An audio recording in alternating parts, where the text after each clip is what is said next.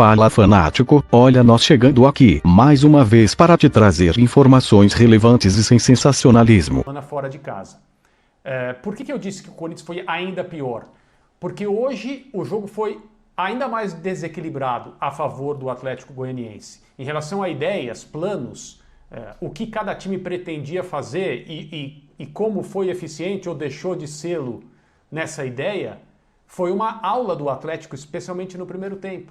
Muito mais clareza, muito mais noção, muito mais conforto, marcando o Corinthians e se movimentando bastante sem a bola, para poder contra-atacar duas vezes e de forma tão avassaladora. Em muito pouco tempo, estava muito claro que o Corinthians tentava e não conseguia, o Atlético tentava e conseguia. Resultado que para mim mostra, Paulo, e talvez as pessoas não concordem, não sei o que os amigos pensam aqui, para terminar essa minha primeira participação, no Campeonato Brasileiro de 2020, os dois times foram separados por apenas um ponto. O Corinthians fez 51 pontos, o Atlético Goianiense fez 50, 12º, 13º. Hoje, agora, começo de junho, o Atlético Goianiense é um time bastante melhor do que o Corinthians. Isso não é uma crítica, é a constatação de um fato. Os dois trabalhos estão muito no início, os dois treinadores fizeram seus primeiros jogos no fim de semana pelo Campeonato Brasileiro, então não existe diferença de tempo do Barroca no Atlético do Silvinho no Corinthians. Então eu não estou criticando o Silvinho, que mal pôde trabalhar, eu estou constatando um fato. O Atlético Goianiense hoje é um time bastante melhor do que o Corinthians. Concorda, Vitor Birner? Boa noite. Tudo bem, Paulo? Boa noite a você, boa noite aos colegas, aos fãs e às fãs do esporte. Eu acho que é um time melhor, eu acho que é um time mais bem resolvido na parte coletiva. Não sei se tão melhor assim, né? Ele tem muito mais clareza, e isso eu concordo com o André, sobre o que tem que fazer em campo diante do adversário. E aí tem uma questão, a ruptura do que o Silvinho faz para aquilo que o Wagner Mancini deixou, quando encaminhou uma melhora do Corinthians, mesmo que fosse uma melhora sutil, mas pelo menos tornando a equipe mais competitiva, essa ruptura do Barroca para o Jorginho é muito menor. Muito menor.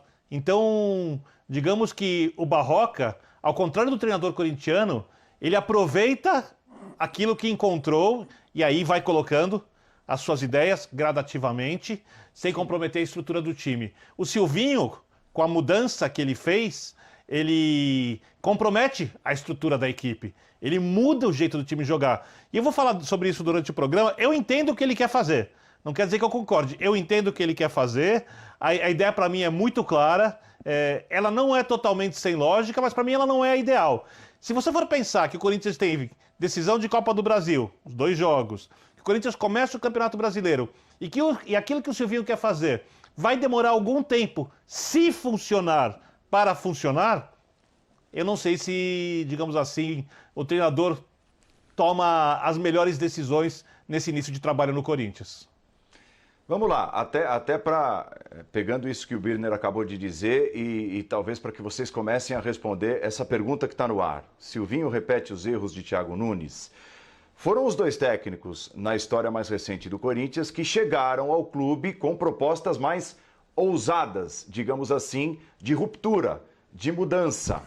Aí eu pergunto, Jean Oddi, de repente, não foram técnicos que de cara ousaram demais pela qualidade técnica do elenco do Corinthians? De repente não caberia...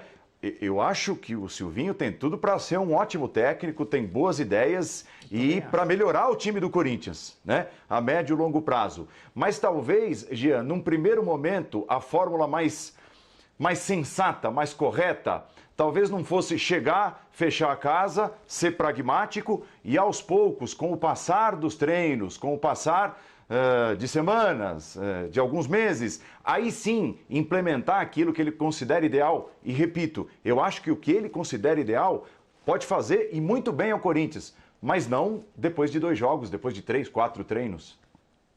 Pois é, Paulo, boa noite para você, boa noite para os companheiros, para os fãs de esportes. Claro, assim, ressalva antes de comentar que eu vou defender o direito do Silvinho de colocar em prática as suas ideias, né? De fazer aquilo que ele julga melhor para o Corinthians. Mas, sinceramente, a impressão que dá é que ele ignorou absolutamente tudo que aconteceu na temporada até aqui. Né? Coisas que não estavam sob o comando dele, não era ele que decidia, mas certamente eu imagino que o Silvinho assistiu todos os jogos, ou quase todos os jogos do Corinthians nesta temporada, até que ele assumisse a equipe. E ele me parece que vai ignorando tudo que ele viu ali. Ele quer recomeçar do zero. Eu acho que até na comparação com o Thiago teve mais tempo. O Thiago começou uma temporada trabalhando pelo Corinthians. Aliás, fez questão de iniciar uma temporada pelo Corinthians. Então acho que era normal no caso do Thiago que ele tentasse começar pelas suas ideias. Mas sem dúvida alguma, até pela evolução que houve sim no Corinthians, quando algumas mudanças aconteceram sob o comando do Wagner Mancini, eu acho, e já falei isso no fim de semana, sempre respeitando o direito do Silvinho de fazer o que ele julga melhor, mas eu acho que ele deveria ter levado em consideração as mudanças feitas pelo Mancini e que tinham surtido efeito positivo na equipe. Do que eu estou falando? Estou falando principalmente do esquema com os 3 zagueiros, porque a gente já falou muito que o Corinthians ganha força pelos lados, ganha profundidade pelos lados, quando tem o Fagner e o Piton mais dedicados ao ataque do que à defesa. Estou falando da própria utilização do João Vitor, que vinha muito bem jogando na linha dos 3 zagueiros, e de repente ele vai para o banco para o Gil voltar a ser titular. Essa é uma outra mudança que não me parece levar em consideração tudo o que aconteceu na temporada até aqui. Então é claro que é chato, depois de 1 ou 2 jogos, a gente começar a criticar até de certa forma com veemência as decisões do técnico, mas é que são complicadas de entender as decisões para quem viu tudo que o Corinthians tinha feito até aqui, ou pouco que o Corinthians tinha feito até aqui. Se houve um momento em que a gente vislumbrou uma evolução, vislumbrou uma melhora, foi na mudança do esquema tático, foi na entrada do João Vitor na zaga, e aí de repente essas pequenas evoluções que o Corinthians tinha tido, elas não estão mais em prática. E o resultado a gente está vendo. É um modelo de jogo completamente diferente. Hoje, assim como no fim de semana, o Corinthians sofre seus gols, né, tentando marcar muito alto e ainda sem saber fazer direito isso, não conseguindo na hora que perde a bola recompor, não consegue nem marcar alto lá na frente para roubar a bola, e quando perde essa bola também, quando está com a posse dela e perde essa bola, tem muita dificuldade para recompor. Hoje, se o Ronald não sai no primeiro tempo, não sei se o resultado não teria sido pior. Então, a gente tem que levar em consideração tudo que o Corinthians fez até aqui para avaliar as decisões do Silvinho. E sob esse aspecto, sob esse prisma, de fato, é difícil compreender, embora eu entenda e acho que ele tenha o direito de tentar impor as suas ideias. Aí é o ônus de você trocar um técnico às vésperas do momento mais importante da temporada, que são, né, as partidas, o início do Campeonato Brasileiro e as partidas da Copa do Brasil. Professor Celso Zelt, prazer tê-lo conosco. Boa noite. Boa noite, Paulo Andrade, companheiros, fãs do esporte. Olha, a favor do Silvinho, a gente pode analisar que isso é um processo.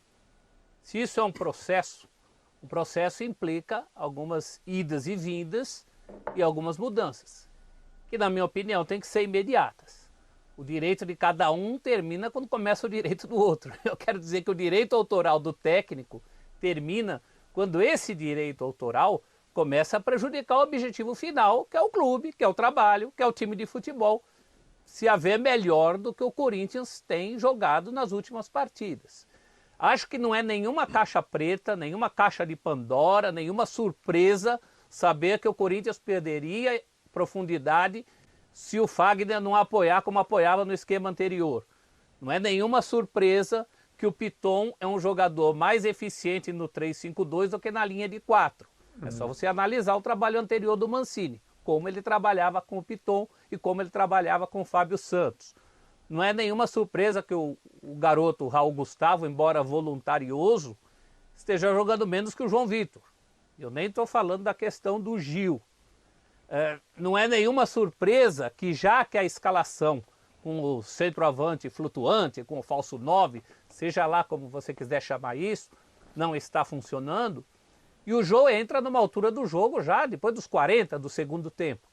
Então o Silvinho, nesse começo de trabalho, ele me parece muito preso às suas ideias originais. Ele tinha que partir de alguma coisa. E eu acho também que se comprometeu demais. Não seja egoísta, compartilhe esse e outros vídeos, fazendo o outro fanático feliz. Notícias, memes, stories, tudo para você ficar por dentro das novidades do Todo-Poderoso das Galáxias. Siga nossas mídias sociais. Valeu, fiel! E vai, Corinthians!